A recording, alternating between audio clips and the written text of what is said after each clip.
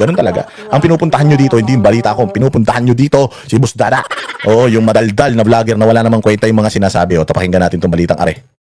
Lahat ng posisyon, kabilang ang Senate presidency. Ngayong umaga, sa ikatlong sunod na araw na hindi pagsipot ng mayorya sa plenaryo kahapon, dumating ang isa nilang miyembro na si Senator Cheese Escudero. Agad na nagtipo ng mga senador matapos mabuo ang quorum ng 12 senador. At ang kanilang first order of business, bakantehin lahat ng posisyon, kabilang ang Senate presidency. Ngayong umaga, kanya-kanyang eksena. Paano mo babakantehin yung Senate presidency kung di ka ba naman tanga, elected ang Senate presidency?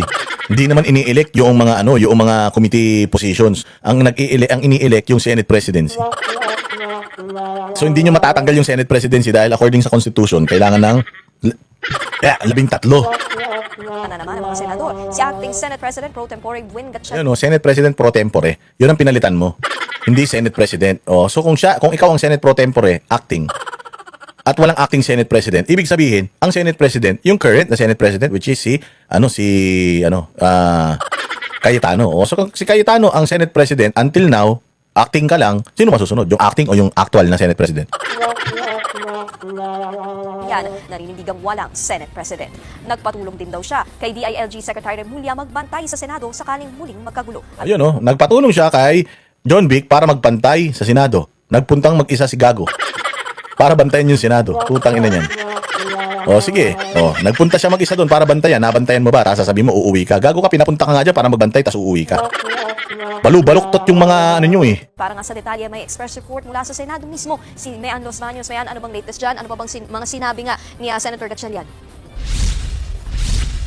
Yes, Nikki, maagang nag-press conference si Acting Senate President Win Gatchalian ngayong araw at ang panawagan niya sa lahat ng mga kasamahan niya dito sa Senado, magkaisa sila at Gago, mananawagan ka na magkaisa nung nakuha nyo na yung pwesto. Pero nung hindi nyo pa nakukuha yung pwesto, putang ina ninyo, ayaw nyong magkaisa. Ngayong nasa inyo na kunyari, yung illegal nyo nang nakuha, gusto nyo makiisa sila sa inyo, puking ina nyo.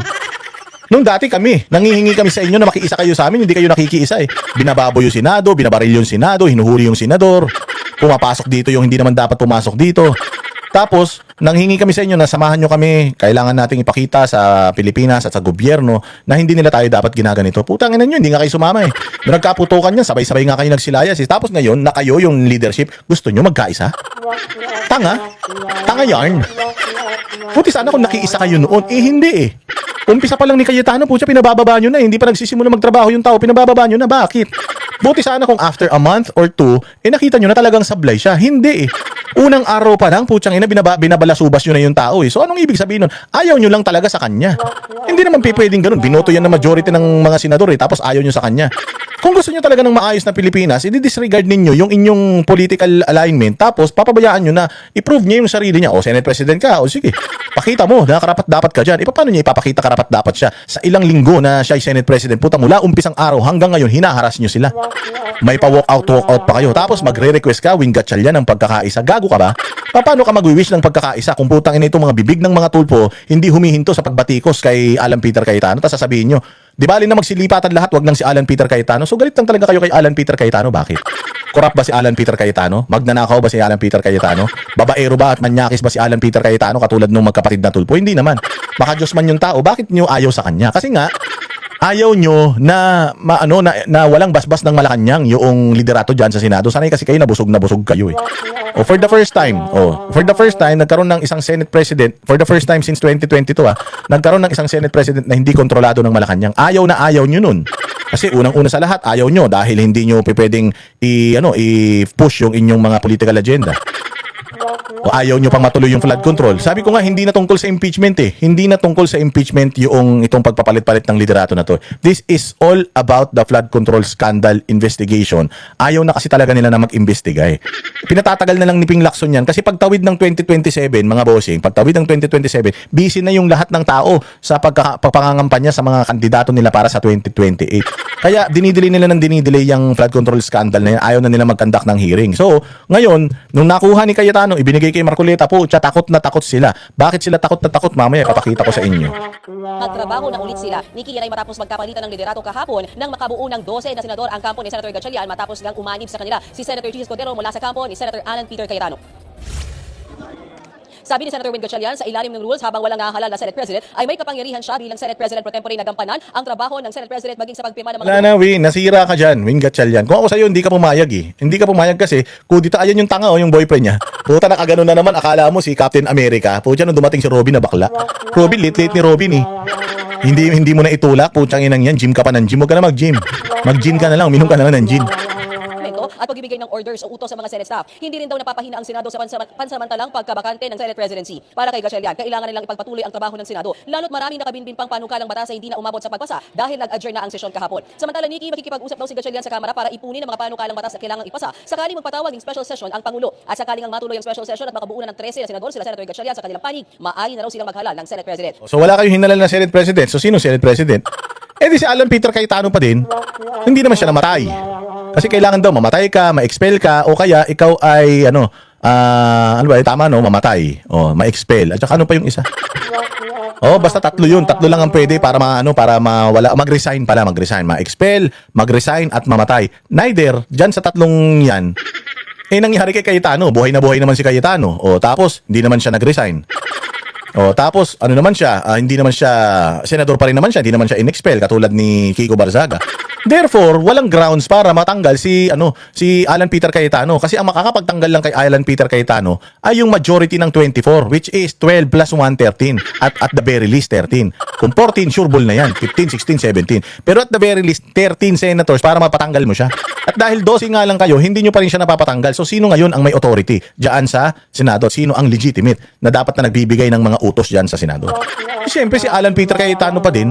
Bobo ka pala eh. Ang umpisa pa lang, Win Gatchalian, tanga ka na eh. Paano na kaya kapag nag-preside ka? Imagine mo si Win Gatchalian ang magpi-preside na presiding justice diyan sa impeachment ni VP Sara, hindi abogado. Gunggong, iniwanan nga ng syota niya yan. Di ko alam kung baog o mabaho hininga kaya iniwanan ng o baka maliit ang kargada kaya iniwanan ni Bianca yan. Paano yun, di ba? O kaya nga yun nga yung sinasabi natin eh. Okay nga eh na si Alan Peter Cayetano ang magiging presiding justice diyan sa presiding judge diyan sa impeachment ni VP Sara kasi at least maintindihan niyo yung mga bagay-bagay tungkol sa batas. Pag may mga objection, may mga petition at may mga ganito ganyan, kaya niyang alam niya kung paano niya i-manage i-handle dahil kabisado niya yung pinag-aralan niya yung kabisado niya yung konstitusyon. O ikaw, Gatchalian, pucha, magaling man lang kayo maglitsyon eh. Yung litsyon, may litsyon baboy kasi yung mga yan, Gatchalian eh. O yung Gatchalian na litsyon, hindi naman masarap. O yun lang naman, walang hiya ka. Paano na yan? O anong gagawin mo ngayon? Diyan pa nga lang, umpisa pa nga lang, pinauwi mo yung mga empleyado, walang umuwi. Sinabi mo walang makakapasok at dahil illegal yung Blue Ribbon Committee na nakapasok pa rin eh. So dito mo makikita, Win Gatchalian, na mahina ka at inilagay ka ng mga kasamahan mo diyan kasi tanga ka. Oo, inilagay ka nila Tito Soto diyan, binola ka ni Tito Soto kasi alam niya ikaw yung pinakagunggong na maniniwala sa mga pangbubudol niya. O ako hindi ko tatanggapin yan, magulo yan eh, unconstitutional yan eh. Tapos tatanggapin ko, di patay gutom ka sa kapangyarihan, ganun. Sa ngayon, si Gatchalian daw muna ang gagawa ng trabaho ng leader ng Senado. Plano rin daw ni Gatchalian na mag-reach out sa minorya dahil kaibigan naman daw niya ang ilan sa mga miyembro nito, gaya nila Senator Joel Villanueva at Senator Dante Marcoleta. Kagabi lang ay parehas na naglabas ng memo si Senator Win Gatchalian at Senator Alan Peter Cayetano. Si Gatchalian, inutusan ang Senate staff na mag-work from home, habang si Cayetano sinabing tuloy ang Blue Ribbon hearing kaugnay sa flood control scandal. Kaya tanong ko kay Senator Win, hindi ba parang nakakalito na dala-dalawa silang nag-uutos sa mga empleyado ng Senado? Gate ni Senator Gatchalian, duly elected na ng mayorya ng Senado ang mga leader ngayon, pati kaya dapat daw na magkaisa na sila. Pagdating naman sa parating na impeachment, ano naging mayorya? 12 nga lang kayo. Putang ina, hindi kayo marunong sa math. Sa mathematics pa lang, hindi na kayo marunong. Ang kalahati ng 24, 12. So hindi majority yan, that's half. When you say majority, it's more than half. Tanga nyo. Ano itong mga to nagsenador tapos mathematics, basic mathematics, division, multiplication, addition, di marunong. Tapos gusto solusyon ng problema ng Pilipinas. Paano masosolusyon ng problema ng Pilipinas mga hudas na ito? Simpleng mathematics, kalahati ng 24, hindi na maintindihan na mas marami yan 13 sa 12. trial ni VP Sara Duterte. Sabi ni Senator Win Gatchalian na siya ang magpe-preside dahil siya ang acting Senate President. Pwede daw silang manumpa muli sa pagbubukas ng impeachment trial sa July 6. Nikki, pakinggan natin ang sinabi ni Senator Gatchalian. Under the rules, Gago, manunumpa sila ulit, sumumpa na sila. Tanginan to, tanga talaga eh. Bobo eh. ang Senate President pro tempore ay assumes the acting Senate President. Tayo ang magre-preside ng impeachment. So magre-re-oath kayo, sir? Yes. When will this happen, sir? It can happen during the impeachment Magre-re-oath. Meron pala yun. Abno yung pucha. proceedings. Samantala, Nikki, paulit-ulit na sinabi ni acting Senate President Gatchalian na kanselado dapat ang pagdinig ng Senate Blue Ribbon. Alam ninyo, ito ay ano natin ito si Chis Escudero kasi, sinasabi niya na hindi naman ako lumipat. Pumasok lang ako. Kasi nga pinatawag ito sa Malacanang pinressure talaga siya sa Malacanang dahil ipakukulong talaga siya. Pagdating anytime next week, ikukulong na siya kapag hindi siya lumipat sa sa minority at maging majority sila. So ngayon, pumasok lang daw siya, hindi daw siya lumipat, wala daw siyang affiliations, hindi daw siya majority, basta pumasok lang siya dahil feeling niya yun yung tama. Pero yung pagpasok mo kasi gumulo lalo eh. Kung magulo na kasi yung Senado, mas pinagulo mo pa, Chis Escudero, kasi dalawa na kayo ngayon dalawa na nahati bigla yung Senado eh. Naging dalawa. Dahil sa'yo, yung bobo na yung 11. Dumagdag ka pa, so lalo sila naging bobo. So ngayon, binali nila yung batas, binali nila yung rules para maagaw nila yung kapangyarihan at ang talagang gusto lang nilang targetin yung Blue Ribbon Committee. Kaya nga naglagay sila ng bobo sa Blue Ribbon Committee. Alam mo, sa totoo lang, si Ping Lacson kasi matalino man yan. Matalinong tanga yan eh. Iba kasi yung bobo sa tanga. Oo. Kasi yung bobo, maintindihan mo kasi bobo siya. Pero yung tanga, yun yung nagpapanggap siya na bobo siya. Ngayon, ito si Ping Lacson, hirap na hirap talaga siya kasi mulat na ang mata ng mga kababayan natin eh. So, hirap na talaga siya sa Blue Ribbon Committee. Kaya ngayon umalis nung nakaraan eh. At ibinalik lang siya. Kaya ngayon umalis nung nakaraan kasi ang hirap talagang magsinungaling sa taong bayan, lalong-lalo na sa panahon ngayon, sa age ng digitalization, sa age ng social media, sobrang hirap na talaga na magsinungaling kasi pag nagsinungaling ka, maya-maya lang, ang dami na kagad mga nagpapaliwanag sa iyo na mali yung pagkakaintindi mo. Ang dami nang sisend ng video na ito according to this video. Parang si Erwin Tulfo. Yabang-yabang ni Erwin Tulfo. Sabi ni Erwin Tulfo, si Rapi Tulfo na lang. Sabi ni Rapi Tulfo, makapalang mukha kung matapang ka. Kayetano, pumunta ka rito. Tapos biglang ang linis-linis niya, biglang lumabas yung video, nagpa-party-party siya, nakapalibot sa kanya, sandamukan na babae, may asawa siya. Sa bagay, ganun itsura ng asawa mo, mabababae ka talaga eh. Oy kayo wag niyong gayahin si Erwin Tulfo nag-asawa ng pangit na mayaman tapos putang inang yan. Kung kani-kaninong kumakabit wag kayong ganun, masama iyon kahit pangit yung asawa niyo, pinapalamon na kayo, putang ina niyo, magstay na kayo sa asawa niyo, wag na kayo maghanap ng ibang butas. Kung ayaw niyo kung gusto niyo lang naman ng pera nung asawa ng babae, wag niyo nang pakasalan. Kunin niyo na lang lahat ng pera niya tapos saka kayo man-chicks, hindi yung pinakasalan mo, inanakan mo. Katulad nung una niyang asawa, meron siyang unang asawa tapos iniwanan niya. Putya yan, asawa niya pa yun, nagpakasal pa siya dito.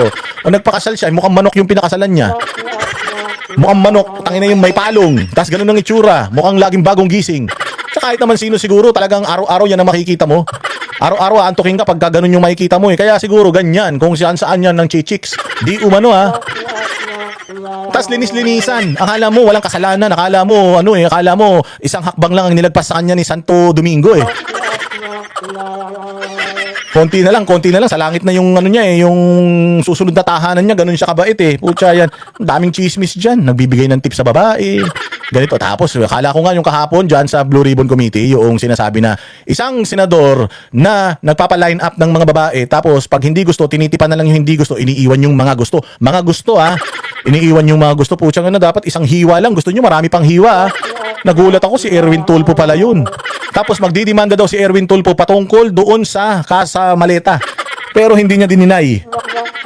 Hindi siya magdidemanda doon sa human trafficking. Bakit human trafficking yun, mga bossing? Bakit human trafficking? Kasi ganito yan. Ang human trafficking, yung ginagamit mo, yung tao para pagkakitaan. Halimbawa yan, in the case doon sa pinag-uusapan dyan sa Senado, mayroon siyang mga babae, tapos, bugaw siya, kumbaga, meron kang bugaw. So yung bugaw, yun yung human trafficker, yung bugaw. Yung tinatraffic na human, yung ibinubugaw ng bugaw. Ngayon, bakit human trafficker si Erwin Tulfo? Kasi sangkot siya doon sa human trafficking. Yung bugaw niya, nagbibigay ng babae sa kanya, tinatangkilik niya. Parang parang ikaw, marami kang pera, tapos mayroon kang mga grupo ng magnanakaw na lahat ng ninanakaw nila, dinadala nila sa iyo para bilhin mo. Ganon din yun, sangkot ka doon sa krimen. Dahil ikaw yung parokyano.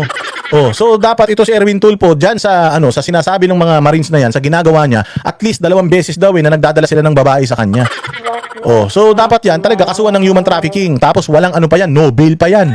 Kaya nga no bail yan Dahil dahil yung kaso na yan 15 years pataas kapag ikaw ay nakulong as human trafficker. Di ba? Ang linis-linis, ang yabang-yabang, itatalbog daw yung muka sa ni Cayetano, yung palakol. Pero siya, putyang inan yan. Manyakis ka pala, tumanggap ka na ng maleta, manyakis ka pa. Di umano nagre-react lang ako sa sinasabi ng mga Marines Committee kaugnay sa flood control scandal ngayong araw na ito dahil na rin sa kautusan ng bagong chairman ng Blue Ribbon Committee na si Senator Erwin Tulfo. Hindi raw dapat papasukin ang mga resource persons dahil wala nga raw dapat Senate hearing ngayong araw. Pero alam mo, Nikki, iba ang nangyari. Pinilit nila Senator Cayetano at Senator Robin Padilla na maipasok ang mga Marines na Kasi nga, mahina si Win Gatchalian. Wala naman siya talagang kapangyarihan. Pinaramdam lang sa kanya. Para siya si Torre. Pinaramdam lang yung pagiging PNP chief tapos tinanggal din. O si Win Gatchalian, ganyan din pinaramdam lang sa kanya. Nagbigay siya ng utos. Putsang ano yung kauna-unahang utos na binigay niya, hindi pa natupad. Paano magiging magaling na Senate President yan? Hindi nga sa sinusunod ng staff ng Senado.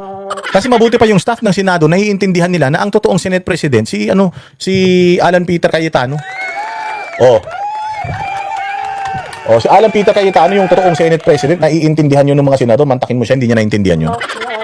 bilang sa mga imbitado guest sa hearing. Ayan putay na si John Vic Rimulya. Kung nakikita ninyo sa video ngayon na Nikki, nakunan Hindi raw siya humarang. Hindi daw humarang si John Vic. Anong ginawa mo dyan, John Vic? Estatwa ka, nakatayo kang ganun, wala kang paa para tumabi. Nakita mo pagkarami-rami niyan. Kung tumabi ka, hindi ka sana sinagasaan ng ganyan. Pahiyang-pahiya si Gago eh. Unang-una sa lahat, bobo ka. 50 is stronger than 1. Inang yan, iisang tao ka lang haharangin mo yung ganyang karami tapos ini-expect mo mahinto mo sila. Ano ka, Diyos? Ang inang mga bobo na ito. Ito ang nangangalaga ng kapakanan ng bayang Pilipinas in terms of peace and order tapos walang utak. Kaya ganito nangyayari sa Pilipinas, putang ina niyan eh. Puro tanga yung nasa pamahalaan eh. Ang pagsundo ni Senator Pia Cayetano at Senator Robin Padilla sa entrance ng Senado para mapapasok ang mga sundalo. Ang ginawa ni Senator Pia, nakipagkapit bisig sa mga sundalo papasok ng Senado. Hinarang sila sa first floor ni DILG Secretary John Vic Rimulya at nagkatulakan pa si Rimulya at Senator Padilla. Pero nakapuslit sila Senator Pia at naipasok ang mga sundalong guest. Nagtakbuhan, paakyat ng plenaryo ang mga guest at sila Senator Pia. May kaso si John Vic Rimulya. First off, hindi niya jurisdiction yan. Even if pinatawag siya, hindi Senate President na nagpatawag sa kanya. Merong security officers ang Senado. So hindi siya dapat nandiyan dyan. And isa pa, ganito kabobo si Win Gatchalian. O kita mo, ang tanga-tanga yung parehas ni Rimulya. Senador, pipigilan mo pumasok sa Senado kung di ka ba naman gago? Parang bahay ko to, putang ina ka. Ikaw yung security guard, tapos papasok ko sa bahay ko, ayaw mo, ako nagpapasweldo sa'yo, tarantado ka, kung may ari niyan, akin yung titulo. Tang ina ka, nandiyan lahat ng damit ko, pati mga brief ko, nandiyan, tsaka mga lipstick ko, tapos di mo ako papapasukin, abnormal ka. Inang yan. Yan yung sinasabi ko sa inyo, wala ito si Win Gatchalian, mahinang nilalang ito. Lalong-lalo na mahinang nilalang ito si John Vic Rimulya. Akala niya talaga nirerespeto siya. Wala respeto sa iyo tao, sir. Kahit tumayo ka diyan nang hindi ka gumagalaw na para kang si Machete. Wala. Oo, tsaka po siya na bakla ka kay Robin Padilla. Panis ka. Alam mo si Robin Padilla, isang kamay lang hawak sa iyo. Tapos ang daming humahawak sa kanya yung mga security niya ng mga kaya nga babae nilagay na security ni Robin eh. Mga Muslim na babae, hindi mo pwedeng hawakan yan. O, hinihila-hila nila si Robin. Kung hindi pa hinila si Robin, baka binalibag ka ni Robin eh. Yung sinasabi ni Ping Lacson na magpasalamat nga tayo dahil sa inasal ni Cayetano, hindi siya binigwasan ni John Vic Rimulya. Paano bibigwas si John Vic Rimulya? Dito nga lang kay Robin Padilla, hindi na siya umubra. Magpasalamat siya, hindi siya sinuntok ni Robin Padilla dahil kung sinuntok siya ni Robin Padilla, magsumbong siya sa kuya niya. Senator Padilla at sinimulan ng pagdinig Luribon, pasado alas 10 ng umaga. It's sa'yo, Nikki. Pero ito nga hearing na nagaganap ngayon, ano ring bigat ang meron nito? Well, as far as sila Senator Pia Cayetano is concerned and the rest of yung kanilang kampo, legal at legit itong hearing na ito dahil nanindigan sila na hindi nagkapalitan ng liderato kahapon dahil 12 at hindi nila kinikilalang mayorya dahil ang kanilang iginigiit 13 ang mayorya. So para sa kanila, sila pa rin ang nasa poder ng Blue Ribbon Committee at tuloy ang hearing at para sa kanila, gaya nga ng iyong tanong, Di ba?